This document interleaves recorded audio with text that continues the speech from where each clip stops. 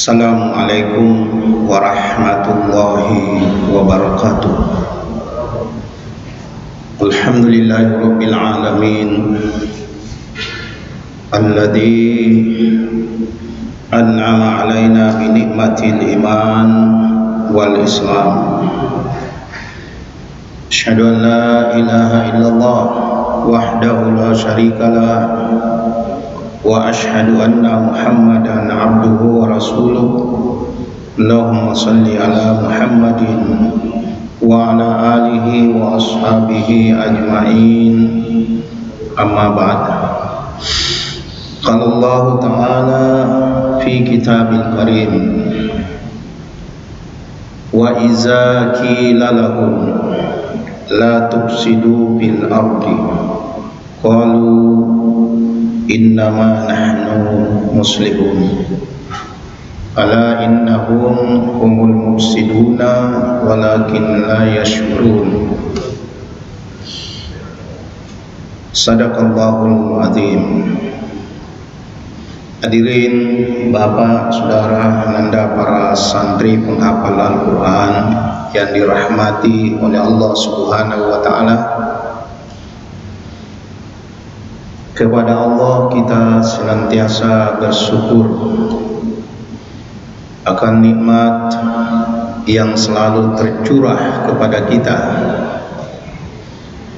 yang tiada pernah henti dan terus mengalir sampai insyaallah kita meninggalkan dunia ini. Bahkan sejak kita berada di dalam kandungan ibu kita, nikmat Allah di situ sudah hadir. Bayangkan jemaah, dalam ruang yang sangat sempit, yang bahasa umum disebut rahim. Kalau dalam bahasa biologi disebut uterus.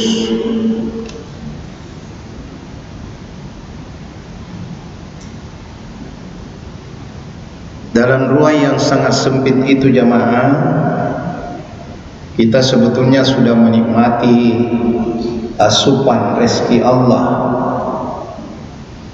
tanpa kerja apa-apa. Kita sudah mendapatkan rezeki berupa apa? Sari-sari makanan, sekalipun itu berasal dari ibu, melalui tali yang menghubungkan antara kita dengan ibu kita, yang biasa disebut tali plasenta. Di situ nikmat Allah sudah kita nikmati tanpa kerja apa-apa. Kita mendapatkan asupan gizi makanan dari ibu kita. Tetapi Allah memang sudah mengatakan bahwa saya tidak ciptakan makhluk di atas muka bumi ini. Wa ma min dabbatin fil ard illa 'alallahi rizquha. Allah tidak menciptakan makhluknya kecuali Dia sudah siapkan memang rezekinya.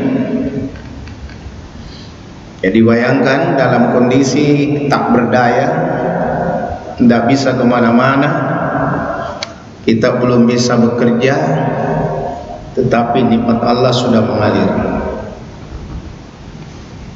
Sampai kita lahir ke dunia jamaah dan duduk di masjid kita ini, nikmat Allah terus mengalir.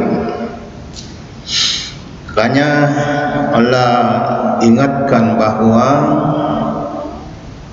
wa in ta'uddu nikmatallah la tuhsuha. Kalau kita mau menghitung-hitung nikmat Allah, kita tidak mampu menyelesaikan perhitungannya.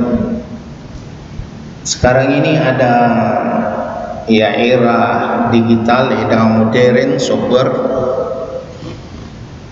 itu sudah ada, bisa digunakan untuk menghitung data di komputer. Katakanlah di Microsoft Word itu ada Excel yang bisa kita gunakan untuk menghitung. ada khusus yang namanya SPSS, LIMOX dan sebagainya. Sekalipun itu kita pakai untuk menghitung apa yang Allah berikan, kata Allah, la tusuha, kita tidak sanggup menyelesaikan perhitungannya. Oleh karena itulah, Bapak dan Saudara Anda sekalian, para santri, mari kita selalu bersyukur kepada Allah Subhanahu wa Ta'ala. Di surah Ibrahim di ayat 7, di surah yang 14, itu Allah sebutkan, wala in syakartum la azidannakum. Jadi kalau kita bersyukur, Allah akan tambahkan nikmatnya kepada kita semuanya. Itulah janji Allah pada seorang hamba yang bersyukur, karena kata Allah, wa may yashkur fa innama yashkuru li nafsi. Siapa yang bersyukur, maka kesyukurannya itu untuk dirinya sendiri, bukan untuk orang lain, untuk dirinya sendiri. Nah, salah satu yang akan kembali kepada diri kita ketika kita mampu bersyukur, Allah katakan, la ajidannakum, saya akan tambahkan nikmatku kepadamu. Nah, sebaliknya jemaah, kalau kita kufur nikmat, Allah ancam kita, wala in kafartum inna azabi lasadid. Kalau kamu kufuri nikmatku, kata Allah, maka saya ingatkan, azabku itu sangat sakit, sangat pedih. Nah, tentu jamaah sekalian, azab bukan hanya nanti di akhirat, bisa juga kita rasakan di dunia. Ya. Makanya ada ayat, ittaqu la tusibannal ladzina zalamu minkum khassah. Takutlah akan musibah yang akan menimpa kamu, yang bukan hanya orang-orang yang berbuat zalim saja yang akan kena khusus, tapi termasuk kita jemaah. Jadi orang-orang yang taat pun itu tidak akan lepas dari musibah, dari azab ketika orang zalim itu diazab oleh Allah Subhanahu wa Ta'ala. Seperti itu. Jadi sama, ibaratnya gini, kita berada di atas perahu, ya, di atas perahu, di atas kapal. Ada yang melubangi itu perahu, tapi kan kita bilang biar mereka di tempat atau nyena lubangi, ya, dia membuat kerusakan sebetulnya. Tapi kalau itu berlangsung terus, bocor perahunya, dia bawa melubanginya perahu Allah Ta'ala. Bukan hanya yang melubangi perahu itu yang akan tenggelam, semua yang ada di atas perahu itu bisa tenggelam. Nah, begitu pula jemaah sekalian, dalam kehidupan kita ini, kalau ada orang membuat kerusakan, kezaliman, dan kalau itu kezaliman itu ditimpakan kepada mereka akibat dari perbuatannya, bukan hanya yang berbuat kena, semua bisa kena. Makanya ya, pernah kalau tidak salah Nabi Sulaiman itu sedikit protes, kenapa jika engkau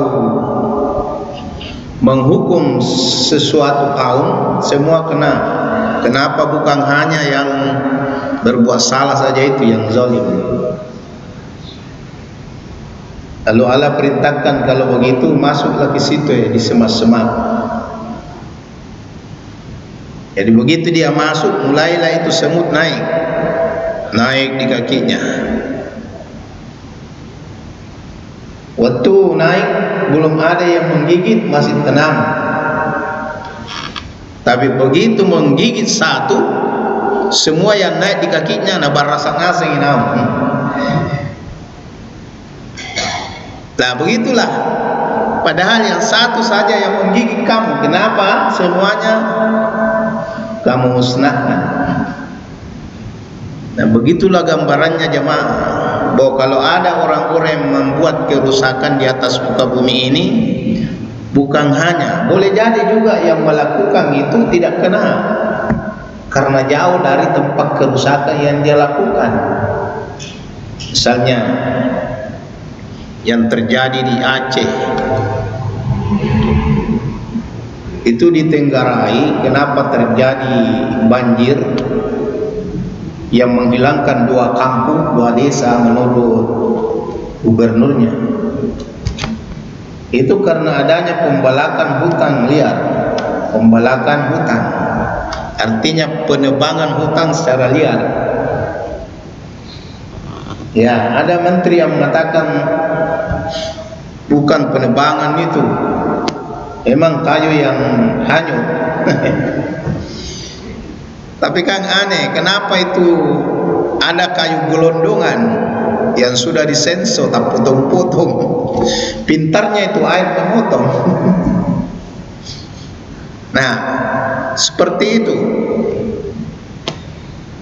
Jadi penguasa itu selalu berusaha berkelit. Nah itu boleh jadi yang membuat kerusakan, yang tanda tangan itu ada di pusat, yang memberi hak ya untuk mengelola hutan itu. Dengan tanda tangannya itu kemudian orang melakukan penebangan hutan, penebangan hutan dan sebagainya. Terjadi banjir seperti kemarin, yang hanyut itu orang-orang yang ada di sekitarnya, bukan yang tanda tangan di Jakarta atau pemilik hak pengelolaan hutan itu. Mungkin dia tidak ada di situ. Nah, jadi yang hancur, yang mengalami musibah adalah orang yang ada di sekitar itu. Nah, padahal jamaah sekalian, kalau kita lihat dari syariat agama kita, jadi saya tertarik membahas ini tentang adab terhadap lingkungan. Islam itu diturunkan oleh Allah sesungguhnya untuk menjadi rahmat, rahmatan lil alamin, menjadi rahmat. Jadi artinya dengan Islam ini sesungguhnya orang-orang itu bisa mendapatkan rahmat, terhindar dari kerusakan, bisa mendapatkan kasih sayang, cinta. Itu seharusnya begitu orang Islam. Makanya ada larangan, la tufsidu fil ard, jangan membuat kerusakan di atas muka bumi. Begitu. Karena tugas kita jamaah selaku seorang khalifah itu istamar fil ard, diminta oleh Allah untuk memakmurkan bumi sebagai khalifah. Artinya menjaga agar bumi ini jangan dirusak. Jangan dirusak. Dimakmurkan itu boleh kita ambil manfaatnya dari alam yang telah diciptakan oleh Allah ini, karena memang alam ini diciptakan untuk kita. Walladzi khalaqalakum ma fil ardi jami'a. Semua apa yang diciptakan oleh Allah ini untuk kita semua. Cuma itu tadi, la tufsidu fil ard, jangan membuat kerusakan. Ba'da islahat, setelah Allah ini memperbaiki alam yang telah Dia ciptakan ini. Alam dulu ini kan pernah rusak, terutama ketika terjadi banjir di zamannya Nabi Nuh alaihissalam, tenggelam semua bumi, ada kerusakan di mana-mana. Kemudian setelah itu baik kembali. Maka kata Allah, jangan kau membuat kerusakan setelah alam ini diperbaiki oleh Allah. Nah, tetapi jamaah sekalian, kan orang sekarang ini yang dia perturutkan itu hawa nafsunya, bukan untuk memenuhi kebutuhan. Makanya ada ungkapan bahwa alam ini jamaah itu akan mampu memberikan, memenuhi kebutuhanmu, tetapi alam ini tidak akan mampu memenuhi nafsumu, kerakusanmu. Seberapa banyakkah kita bisa makan? Seberapa banyak? Lalu kemudian misalnya ada orang yang merusak hutan sampai ribuan, sampai jutaan hektar. Nah, itu jamaah sekalian. Maka di dalam agama kita sangat diperintahkan oleh Allah untuk menjaga alam ini sebagai khalifah yang telah diciptakan oleh Allah di atas muka bumi ini. Terutama jamaah sekalian, pohon-pohonan itu, tanah, jadi tanah, pohon. Kalau jamaah sekalian alam ini itu bersiklus sesuai dengan sunnatullah, tidak ada kerusakan itu. Misalnya begini, ini kan yang lalu ini yang terjadi itu karena hujan, katanya hujan lebat. Hujan lebat yang mengakibatkan banjir sehingga seluruh ikut hanyut, termasuk rumah-rumah, bahkan sekolah Muhammadiyah saya lihat itu ada yang hanyut. Sebetulnya kalau kita baca dalam Quran itu jamaah, hujan yang diturunkan oleh Allah itu sudah ditakar, sudah dihitung itu Allah itu, tidak bakalan meluap. Karena Allah katakan, wa anzalna minas sama'i ma'an biqadarin wa askannahu fil ard. Saya, kata Allah, menurunkan hujan dari langit itu sudah ditakar. Sudah ditakar, artinya tidak berlebih dan tidak kurang. Allah tahu kebutuhan buminya dan makhluknya di bumi ini, berapa yang harus dia turunkan air hujan. Allah tidak akan pernah menzalimi kita. Innallaha la yazlamu anfusakum. Allah tidak akan pernah menzalimi diri kita. Walakin anfusahum yazlimun, kata Allah, tapi kamulah yang menzalimi dirimu sendiri. Gimana letak kajiannya itu? Jamaah, pohon itu menurut hasil penelitian salah satu fungsinya adalah menahan air. Menahan air. Bahkan pohon yang besar itu jamaah bisa menahan air berkubik-kubik. Bahkan ada yang mengatakan satu pohon itu bisa menahan air sampai puluhan kubik. Pohon besar. Katakanlah misalnya 10 kubik saja misalnya satu pohon.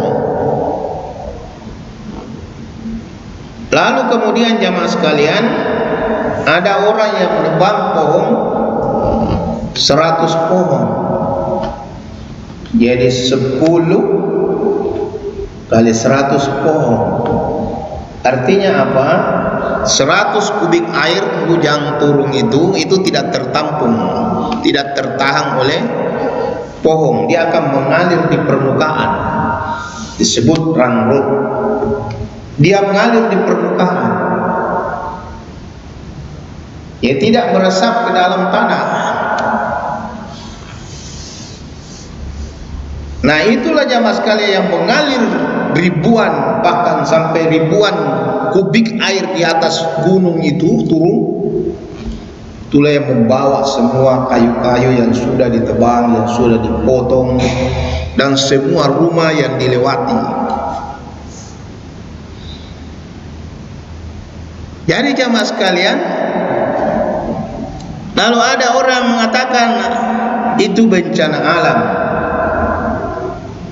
itu mengkambing hitamkan alam.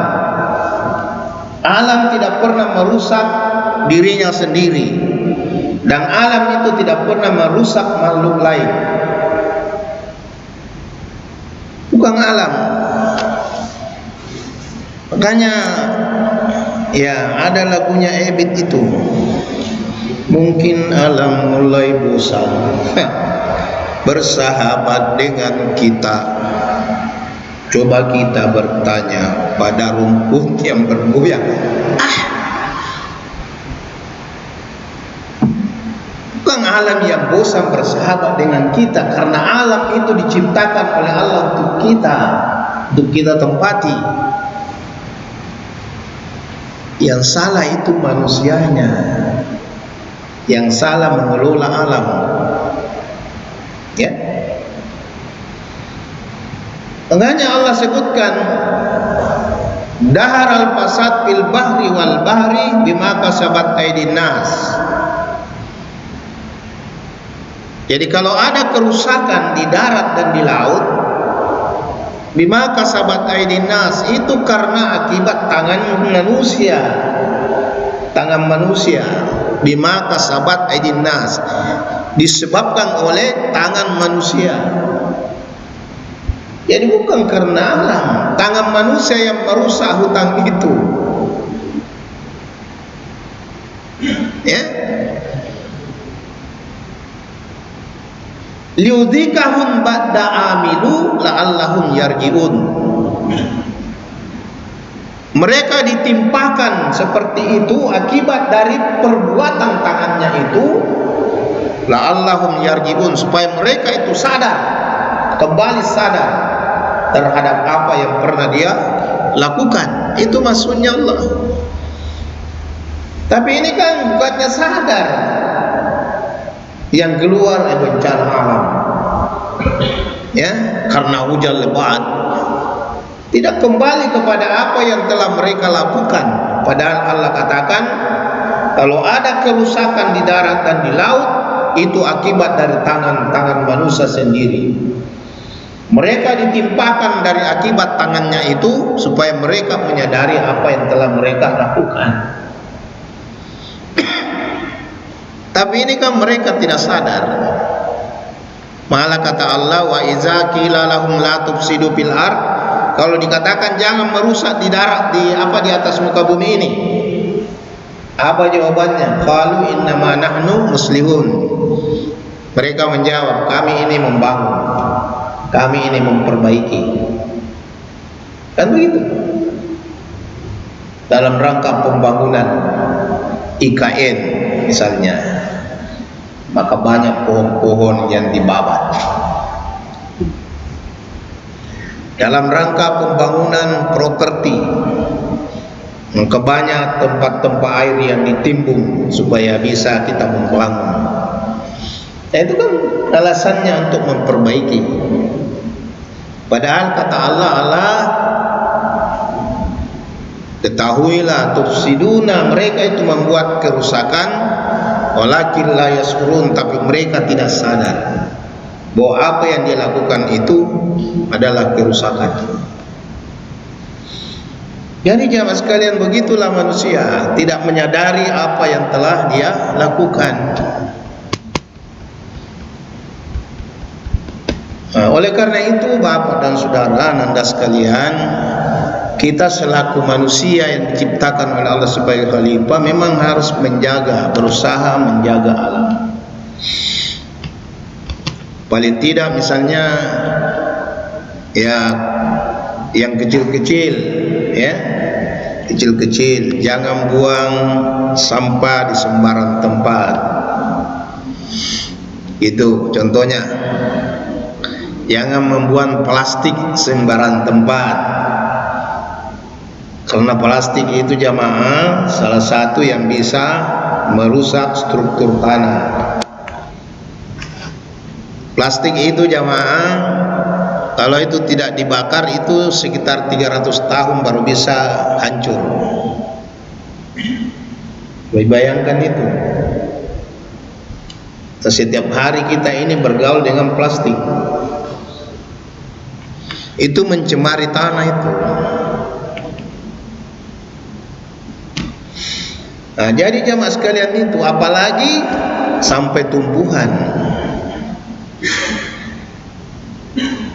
yang dirusak, pohon yang dirusak. Jangan sekali-sekali menebang pohon kalau itu memang sangat tidak penting. Kecuali kalau misalnya itu pohonnya sudah mau jatuh menimpa rumah kita, potong cepat. Jangan sampai kita yang ditimpa dan kita yang mati. Tapi kalau misalnya dia tumbuh dengan tegak baik, jangan. Karena fungsi pohon itu jamaah banyak.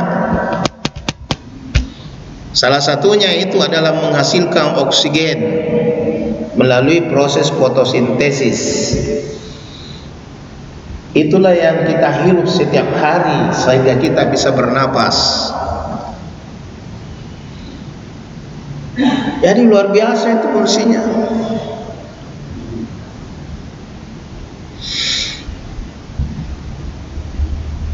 Bahkan jamaah sekalian, kalau kita baca-baca itu tumbuhan di dalam Al-Quran, pepohonan dalam Quran, itu Allah Subhanahu wa ta'ala menyampaikan begini, wallahu ambatakum minal ardi nabata. Allah lah yang menumbuhkan kamu dari tanah dengan sebaik-baik pertumbuhan. Gimana alasannya itu? Bagaimana sampai kita itu ditumbuhkan dari tanah? Itu ada kaitannya dengan pohon, ada kaitannya dengan buah-buahan, ada kaitannya dengan tanaman. Jadi Allah ceritakan dalam Quran, wa anzalna minas samai ma'a. Kata Allah, saya turunkan air hujan dari langit. Fa akhraja bihi minas samarat. Dengan turunnya air hujan itu maka keluarlah berbagai macam buah-buahan.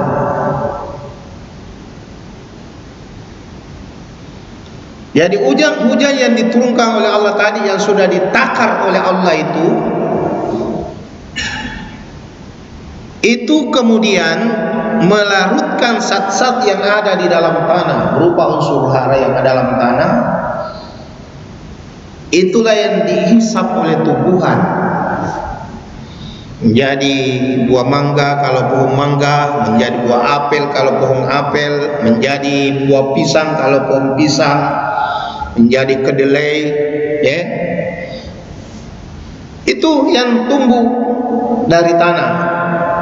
Lalu kenapa kita bisa tumbuh dari tanah? Itu tadi ada hubungannya, karena yang dari tanah yang dihisap tumbuhan itulah menjadi buah, menjadi daun. Itulah yang kita makan. Yang kita makan, Pak. Kan begitu. Beras dari mana?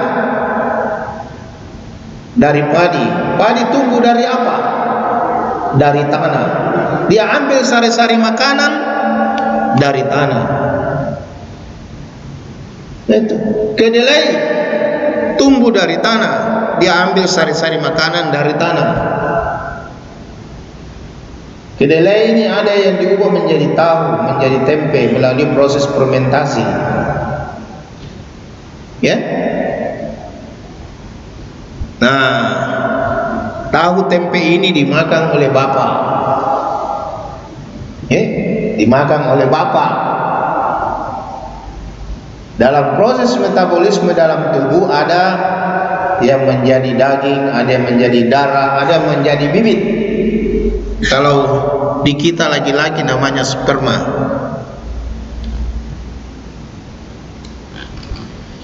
Ada yang dimakan oleh ibu karena mungkin makan bersama bapaknya.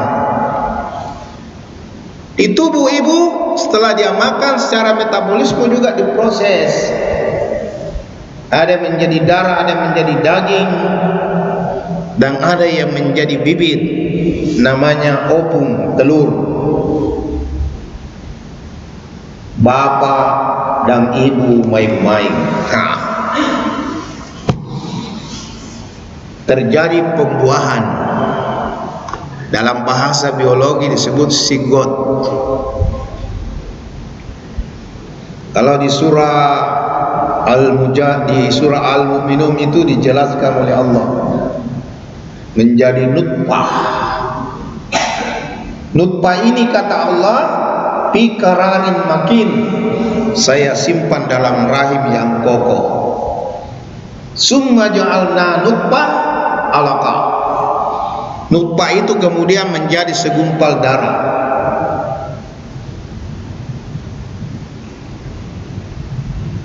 Dan seterusnya menjadi mudghah, menjadi izamah, tumbuh. Dari daging itu tumbuh tulang. Kemudian fakasawnal idama lahma. Tulang itu kemudian dibungkus dengan kulit.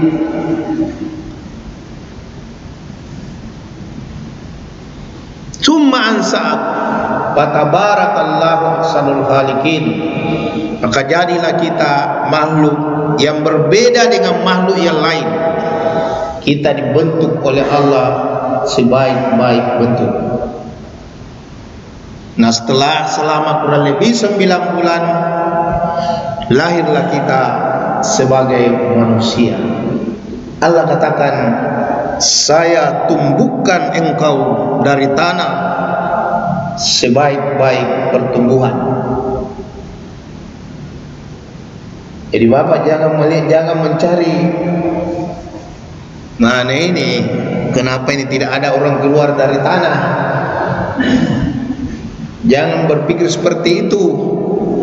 Sekalipun Allah mengatakan saya tumbuhkan engkau dari tanah seperti pertumbuhannya tanaman, di baliknya itu perlu kita kaji. Jangan mencari lamanya ini tidak ada yang keluar dari tanah. Tidak akan. Nabi Adam dulu disebut, ya, laqad khalaqnal insana min tin, langsung dari tanah. Tapi kita ini kata Allah, summa ja'alna naslahu min sulalatin min ma'in mahin. Kita ini anak cucunya dicipta dari saripati tanah. Nah, itulah tadi penjelasannya secara ilmiah seperti itu. Jadi antara manusia dengan tumbuhan itu jamaah sesungguhnya itu luar biasa hubungannya. Karena dari situ kita itu dicipta oleh Allah. Dari situ kita dicipta oleh Allah. Makanya mungkin ada di antara kita ini, mohon maaf, yang dulu bahan bakunya tahu atau tempe.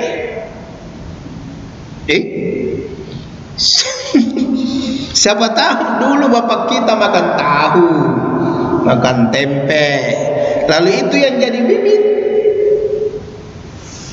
Berarti bahan baku kita pertama boleh jadi ada yang dari tahu atau dari tempe. Baik kalau tempe, kalau terasi. Makanya manusia itu tidak boleh sombong, tidak boleh angku. Ya. Hanya Allah katakan fal yanzurul insan mimma khuliq. Hendaklah manusia itu berpikir, merenung dari apakah kamu diciptakan itu. Ya, dari apakah kamu diciptakan? Supaya manusia itu jangan muncul tagaknya, kesombongannya. Sekalipun kata Allah, innal insana la yataga. Manusia itu cenderung sombong, angkuh. Ar-ra'au stagana, ketika dia sudah merasa dirinya hebat. Nah, jadi jamaah sekalian, itu pentingnya tumbuhan bagi kita, karena itu menyangkut kehidupan manusia. Bukan hanya jamaah sekalian untuk kebutuhan untuk kita makan, bahkan dia menjadi dasar manusia itu menjadi ada, yaitu anak cucu Adam. Kalau tidak ada tumbuhan, tidak ada tanaman, manusia pasti tidak ada. Karena dari situ manusia diproses dalam tubuh itu menjadi bibit, ya, menjadi bibit. sehingga kita ini bisa terbentuk seperti sekarang. Makanya manusia itu harus punya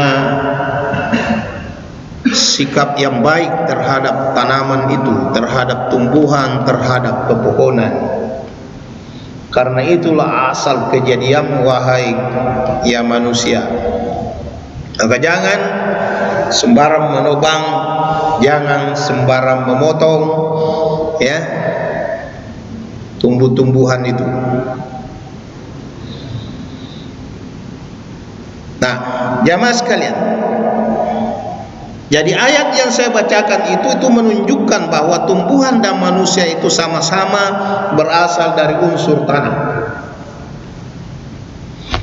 Kalau menurut Ibnu Katsir, beliau menjelaskan bahwa ambatakum bukan hanya pertumbuhan fisik, tetapi juga termasuk pertumbuhan dalam sistem kehidupan kita yang teratur.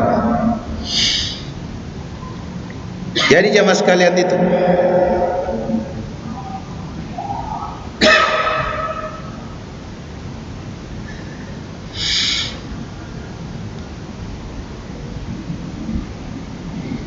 nah oleh karena itu jamaah,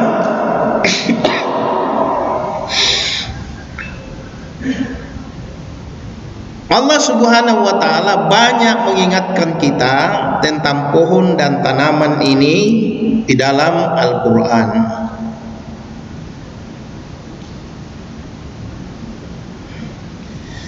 Misalnya Allah mengatakan begini, Afara'aitum ma takhrusun antum tazra'unahu am nahnu zar'un.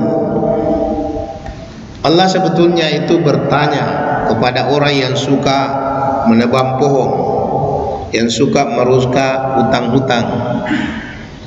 Allah mengatakan begini, terangkanlah kepadaku tentang yang kamu tanam itu. Kamukah yang menumbuhkannya atau kami yang menumbuhkannya, kata Allah.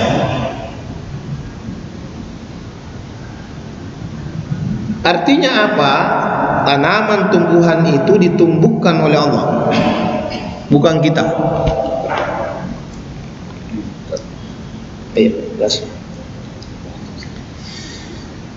Jadi tanaman itu jamaah sekalian yang menumbuhkan itu Allah, bukan kita. Ya Ustaz Syukur itu jagunnya dibawa itu dengan ubi kayunya, itu bukan Anda itu yang tumbuhkan. Yang menumbuhkan menurut Allah itu jagung apa segala macam itu Allah. Allah yang menumbuhkan itu. Ini di sini juga mengandung makna tauhid.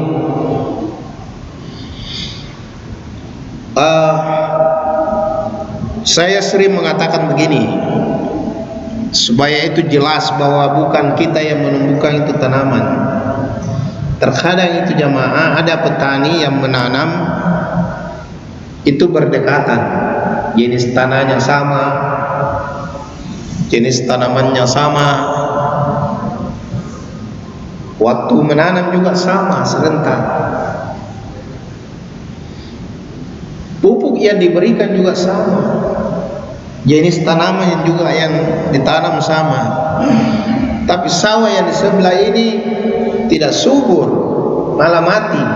Yang di sebelah itu hidup dengan baik, subur. Kalau petani yang menanam, yang menumbuhkan tanamannya, maka pasti dua-duanya tumbuh dengan subur, dengan baik. Nah itulah jamaah sekalian yang menandakan bahwa Allah lah yang menumbuhkan itu tanaman, bukan kita. Maka karena itu adalah milik Allah, Allah yang menumbuhkannya, maka perlu dijaga, jangan sampai jamaah sekalian rusak.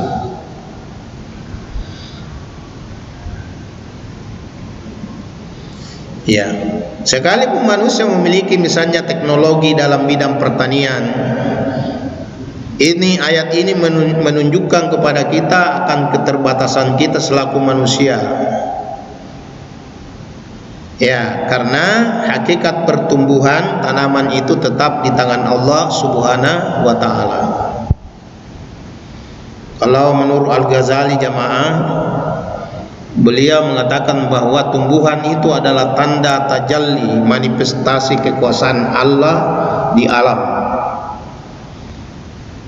Jadi tumbuhan itu adalah manifestasi daripada kekuasaan Allah di alam ini. Itu menurut Al-Ghazali. Kalau menurut Sayyid, beliau mengatakan bahwa tiap benih dari tanaman adalah ayat hidup yang berbicara tentang tauhid. Jadi seorang petani itu sebetulnya jamaah itu seharusnya harus jauh lebih dekat kepada Allah. Yang sehari-hari kerjanya misalnya menanam, itu seharusnya harus jauh lebih dekat kepada Allah Subhanahu wa taala. Kenapa jamaah sekalian? Karena itu tadi, tanaman itu tumbuh dan harus dia sadari bahwa itu adalah ketentuan Allah Subhanahu wa taala. Itu.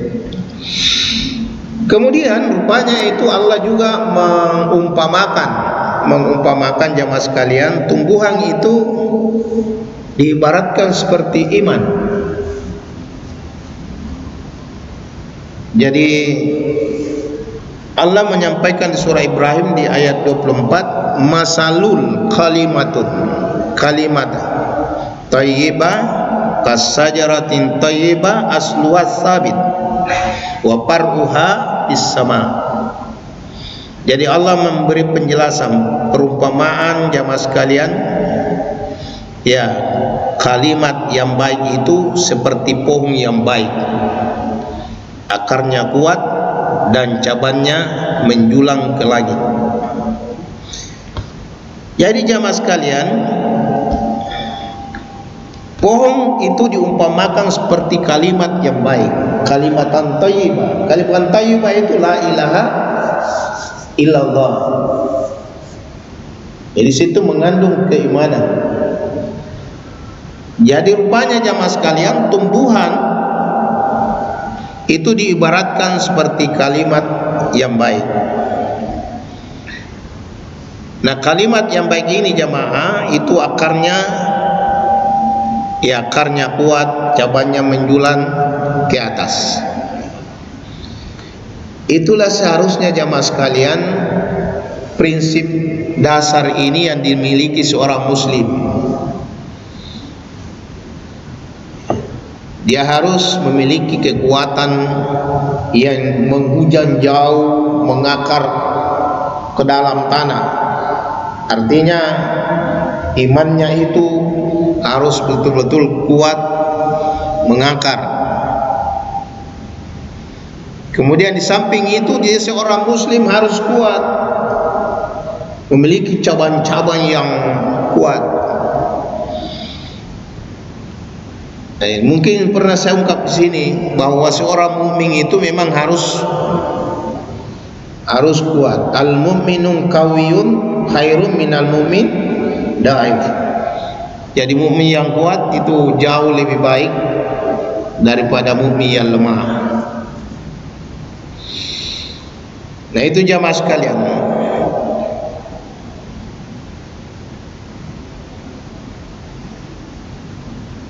Kemudian jamaah sekalian, tumbuhan itu sebagai bukti kebangkitan. Nah, ini kalau kita baca di surah Al-Had di ayat 5, engkau melihat bumi itu kering, kemudian apabila kami turunkan air atasnya, bergeraklah ia dan menumbuhkan berbagai tumbuhan yang indah. Ini kalau menurut penafsiran At-Tabari, itu beliau menyatakan bahwa ini adalah hujjah bagi hari kebangkitan. Sebagaimana bumi mati bisa hidup kembali, manusia pun akan hidup setelah mati.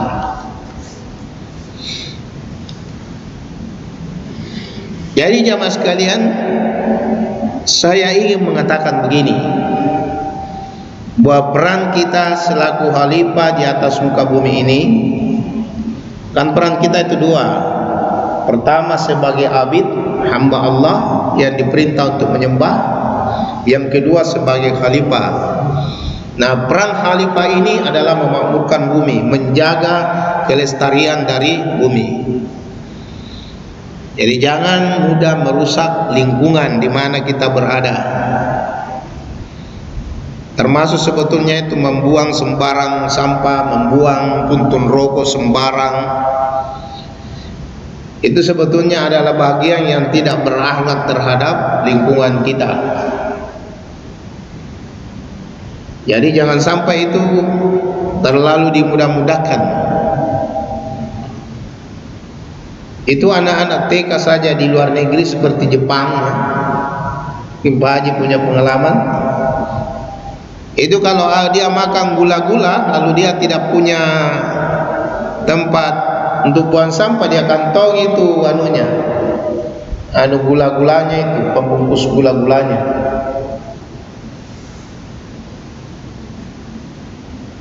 Nanti dapat tempat sampah baru dia buang di situ. Kalau kita tidak, pokoknya di mana saja buang, di mana saja buang. Ya? Padahal kita ini sering bersuci, sering membersihkan diri. Itu yang belum terpancarkan terhadap lingkungan kita. Bersih diri kita, suci diri kita, tapi terhadap lingkungan di mana kita berada, kita tidak bersih. Hanya ya hadis an-nazafatul minal iman, at-tahuru minal iman. Jadi kebersihan itu bahagian dari iman. Kalau ada orang yang tidak suka bersih, itu tandanya imannya belum bagus. Nah itu, di mana saja, termasuk memaafkan Anda ya, kamar-kamarnya itu bersihkan, ya, jangan mudah membuang sampah. Pokoknya di mana saja.